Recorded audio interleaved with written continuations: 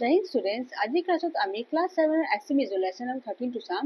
কাৰণ নামটো হৈছে প্ৰাকৃতিক দুৰ্যোগ। আমি সবেই জানো যেতিয়া কেতিয়াবা প্ৰাকৃতিক আৰ্টকুৱেক হয় না, ভূমিকম্প বা কেতিয়াবা কিবা হ'লে এনেকৈ বিল্ডিং চব মানে পৰি চৰি যায়, মানুহে মৰি যায়, সেইটোক আমি কি বুলি কওঁ? প্ৰাকৃতিক দুৰ্যোগ বুলি কওঁ। ঠিক আছে, আৰু এইবিলাক হ'লে আমি কেতিয়া কি কৰিব লাগে তাৰে বিষয়ে আপোনালোকে এইখিনি লেসনত পঢ়িব পাৰিব। ঠিক আছে, এতিয়া ইয়াতে মই বেছি এইখিনি বুজাবলৈ নাযাওঁ, আপোনালোক সবেই জানে ভূমিকম্প হ'লে কি হয়, কি কৰিব লাগে। হ'লে মই এতিয়া কুৱেশ্যনছ পঢ়াম, তেতিয়া আপোনালোকে অলপ আলোচনা আমাৰ হৈয়ে যাব। ঠিক আছে, এতিয়া আমি কুৱেশ্যনছ আৰম্ভ কৰিম। But before starting my class, welcome to my YouTube channel exam Jyoti, and now start the class. প্ৰথমতে কুৱেশ্যনটো চাওঁ, অসমত প্ৰলয়ংকাৰী ভূমিকম্প হোৱা চন দুটা কি কি আছে হা।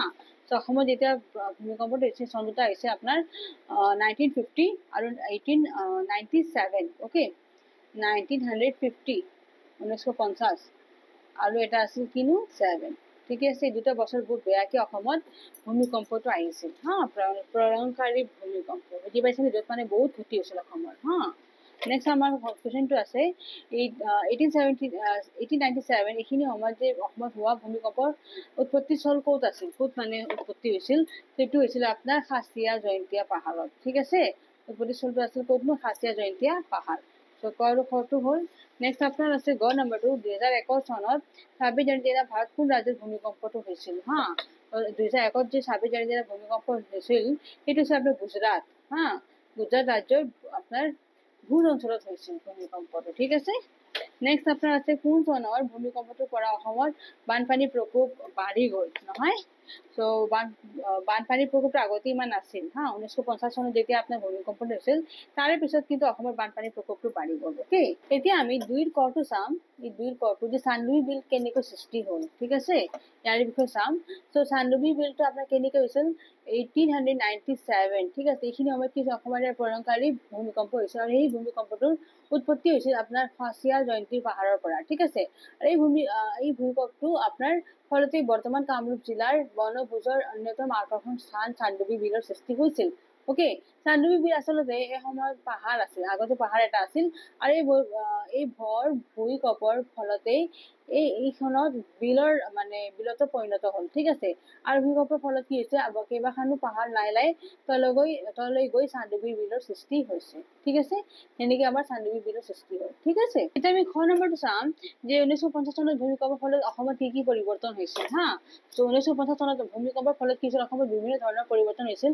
সেই ভূমিকম্পই গছ গছনি ভৰপূৰ আৰু অৰুণাচল পাহাৰৰ বিশাল অংশ খহাই আপোনাৰ কি কৈছিলো বনৰীতৰ বুকু বাম কৰি পেলাইছিল হা। আৰু ইয়াৰ ফলত কি হৈছিল, অসমত প্ৰলয়ংকাৰী বানপানী হৈছিল আৰু বহু নদীৰ গতিপথ সলনি হৈছিল। ঠিক আছে, এইটো বস্তু মই ইয়াৰে পৰা দিছো, এইখিনি লাইন ইয়াৰে পৰা আছে এইখিনিলৈকে। ঠিক আছে, পেজ নম্বৰ 102, পেজ নম্বৰ লাষ্টৰ ফালে এইটো আছে নহয়, ইয়াৰে পৰা এইটো আনচাৰ মই দিছো। ঠিক আছে, 1950 চনত কি হৈছিল, যেতিয়া ভূমিকম্প হৈছিল অসমত কি হৈছিল। ঠিক আছে, নেক্সট আপোনাৰ যে কুৱেশ্যনটো আছে চুনামি কি বস্তু, এই চুনামিটো আপোনাৰ গ নম্বৰটো যে আছে, এইটো চুনামি কি বস্তু, এইটো মই এতিয়া দি আছো ইয়াতে। চুনামি হ'ল এটা প্ৰাকৃতিক দুৰ্যোগ, আৰু পৃথিৱীৰ বিভিন্ন ঠাইত ভূমিকম্প হোৱাৰ দৰে সাগৰ পৃষ্ঠতো ভূমিকম্প হয়। আমি চবেই জানো সাগৰতো ভূমিকম্প হয়, সেইটোকে আমি চুনামি বুলি কওঁ। ঠিক আছে, সাগৰত হোৱা ভূমিকম্প আগ্নেয়গিৰিৰ উদৰণ আৰু সমুদ্ৰ গৰ্ভৰ আলু ধৰণৰ কাৰণে কি হয় নো, প্ৰাণীৰ ওপৰত প্ৰবল ঢৌৰ এটা সৃষ্টি হয়, ঠিক আছে, ঢৌৰ এটা সৃষ্টি হয়, আৰু তাকে আমি কি বুলি কওঁ, চুনামি বুলি কওঁ। অ'কে,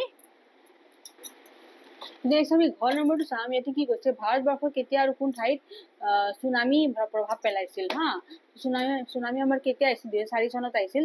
2004 চনত 26 ডিচেম্বৰ তাৰিখে সাগৰত হোৱা এটা ভূমিকম্পই ভাৰত উপকূলত এক মহাপ্ৰলয়ৰ সৃষ্টি কৰিছে, আৰু ভাৰতৰ মহাসাগৰত হোৱা এই চুনামিটোৱে শ্ৰীলংকা হা, ইণ্ডোনেছিয়া আদি দেশৰ লগতে ভাৰত তামিলনাডুৰ আন্দামান নিকোবাৰ দ্বীপপুঞ্জতো আই ঠাইত প্ৰভাৱ পেলাইছিল। ঠিক আছে, নেক্সট এতিয়া আমাৰ এইখিনি হ'ল তাৰে প্ৰভাৱটো। ইয়াৰ পিছত খ ভাষাটো চাবচোন আপোনালোকে, যেনেকে তলত দিয়া শব্দকেইটা বাক্য সাজি লোৱা আৰু লিখা। শব্দ এইটো কি হ'ব, পাহাৰ ভূমিকম্প। অ'কে, চ' এতিয়া আমি ইয়াৰে পৰা কি কৰিম, বাক্য সাজিম। বনভোজটো কি হ'ব, কামৰূপ জিলাৰ চান্দুবি বিললৈ বহু লোকে বনভোজ খাবলৈ যায়। চান্দুবি বিল বনভোজৰ অন্যতম আকৰ্ষণৰ স্থলী। চান্দুবি বিল আচলতে এসময়ত পাহাৰ আছিল নহয়, আনন্দ। বনভোজ খাবলৈ গ'লে সকলোৰে মন আনন্দত মতলীয়া হয়। আতংক নৰখাদক বাঘটোৱে অঞ্চলটোৰ আতংকৰ সৃষ্টি কৰিছে। ভূমিকম্পৰ সময়ত মানুহবোৰ মুকলি ঠাইত ওলাই আহিব লাগে। অ'কে, এইখিনি হ'ল বাকী ৰাস্তাটো ধুনীয়াকৈ লিখি ল'ব। ইয়াৰ পিছত চাওকচোন আপোনালোকে জানো অহা যেনেকৈ প্ৰকৃতি যুগ ই কি হ'ব, প্ৰাকৃতিক, ৰূপান্তৰ যুগ ই ৰূপান্তৰিত, জয়ন্ত যুগ ইয়া জয়ন্তীয়া, সাৱধান যুগ তা সাৱধানতা। এইটো হৈছে সন্ধি ভাঙন কৰা। ঠিক আছে, এইটো ধুনীয়াকৈ চাই ল'ব আপোনালোকে। তাৰপিছত আছে সাৱধান যুগ তা কি হ'ব, সাৱধানতা হ'ব, বিচ্ছিন্ন যুগ তা বিচ্ছিন্নতা, বিভিন্ন যুগ তা বিভিন্নতা, বিশাল যুগ তা বিশালতা, প্ৰসাৰ যুগ তা প্ৰসাৰতা। ঠিক আছে, আকৌ ইয়াতে চাওকচোন আপোনালোকে জম্মু কাশ্মীৰ আৰু গুজৰাট ৰাজ্য ভূমিকম্প অঞ্চল হিচাপে চিহ্নিত কৰা হৈছে। গতিকে বা আৰু এইবিলাকক ক'ত কেতিয়া ব্যৱহাৰ কৰা হয় না, তাৰে লগত আপোনাৰ জড়িত হৈ আছে অব্যয়, যেনেকৈ আপোনাৰ সংযোজক অব্যয়, বিয়োজক অব্যয়, ভাৱবোধক অব্যয়, সম্বোধন অব্যয়, প্ৰশ্নবোধক অব্যয় আৰু সন্মতিসূচক অব্যয় আৰু সময়সূচক অব্যয়। ঠিক আছে, এই আমাৰ হৈছে কিমান 7টামান অব্যয়। ঠিক আছে, ভালকৈ পঢ়িব, কোনে কাক কি কয় সেইখিনি চাব আপোনালোকে। ঠিক আছে, নেক্সট চাবচোন আপোনালোকে ইয়াতে অব্যয় পদ্যবোৰ বিচাৰি ওলাব লিখি দিছে, যেনেকৈ ফৰিদা। এতিয়া ইয়াতে চাবচোন আপোনালোকে পদবোৰ ইয়াতে বিচাৰি অব্যয়বিলাক ওলাব দিছে, যেনেকৈ ফৰিদা, হেৰা, মনু তুমি কেনেকৈ যাবা, হেৰা কেনেকৈ, এইবিলাক কি অব্যয় হয়। ঠিক আছে, কেনেকৈ মানে আপোনাৰ এইটো প্ৰশ্নবোধক অব্যয় হৈ যাব, হয়নে? তাৰপিছত হেৰাটো আপোনাৰ সন্মতিসূচক হৈ যাব। ঠিক আছে, তাৰপিছত আছে বাছ বা, এতিয়া বা বুলি অব্যয় হৈ যাব, পিছে এতিয়া অব্যয়, বাৰু যে নে হয়। ঠিক আছে, আৰু এইবিলাক চব কি হৈ যাব, অব্যয় হৈ যাব। ঠিক আছে, গতিকে এইবিলাক অব্যয়টো ভালে আপোনালোক চিহ্নিত কৰি দিব। ঠিক আছে, এতিয়া চাওকচোন আপোনালোকে পাঠত থকা জুৰি অব্যয়বোৰ বিচাৰি নিব দিছে, সেইবিলাক মই দিছো আপোনালোকৰ ইয়াতে। ঠিক আছে, ইয়াতে চাওকচোন এইখিনি আছে।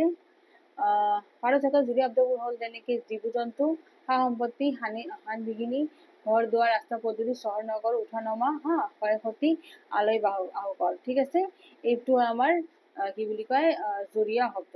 এইটো মই লেচনৰ পৰা দিছো, ইয়াৰে আগতো অব্যয়টো আছিল। ঠিক আছে, এতিয়া ইয়াৰ পিছত কি দিছেনো আপোনাৰ 8 নম্বৰটো ভূমিকম্প, বানপানী আদিৰ পৰা অভিজ্ঞতা তেনেকৈ ক'ব দিছে, নিজৰ এক্সপিৰিয়েঞ্চ শ্বেয়াৰ কৰিব দিছে। চ' ভূমিকম্পৰ সময়ত আমি কিছুমান সাৱধানতা ল'ব লাগে। সেই সময়ত আমি মুকলি ঠাইলৈ ওলাই আহিব লাগে। পকী ঘৰ বা বহুমহলীয়া অট্টালিকাৰ ভিতৰত থাকিলে বিচনা বা মেজৰ তলত আশ্ৰয় ল'ব লাগে, আৰু মূল ঘৰৰ বিজুলীৰ সংযোগ বিচ্ছিন্ন কৰি দিব লাগে, ডাঙৰ গছৰ তলত আশ্ৰয় ল'ব নালাগে, আৰু জোগাৰি নকমালৈকে একে ঠাইতে থাকিব লাগে। ঠিক আছে, এইটো চাওকচোন আমাৰ পিকচাৰটো দিয়া আছে, ইয়াৰ ছবিটো চাই পেলাই 5টা শাৰী লিখিব দিছে। ত' মই 3টামান দি দিছো, আপোনালোকক চাই ল'ব। তেনেকৈ বৰষুণ দিলে বাট পথ সকলো জলমগ্ন হৈ পৰিছে না, আৰু ইয়াৰ ফলত স্কুলীয়া ছাত্ৰ ছাত্ৰীবিলাক আছে নে নাই ইয়াতে, বয়সস্থ লোক আৰু চবে নানা হলাকৰ সন্মুখীন হৈছে। পানীৰ বাবে বহুতো গাড়ী মটৰ মাজ বাটতে ৰৈ যাবলগীয়া হৈছে, তাৰমানে গাড়ী চাড়ী চব ৰ'ব লগা হৈছে, বৰষুণ ডাঙৰকৈ দিছে না। সেনেকৈ ধুনীয়াকৈ আপোনালোকে আৰু লিখি ল'ব পাৰিব, ভালকৈ ইয়াতে চাই পেলাই লিখিব। ঠিক আছে, এইটো মোৰ ভিডিঅ' লাষ্ট কুৱেশ্যন আছিল, ইয়াতে মোৰ ভিডিঅ'টো ফিনিছ হ'ল।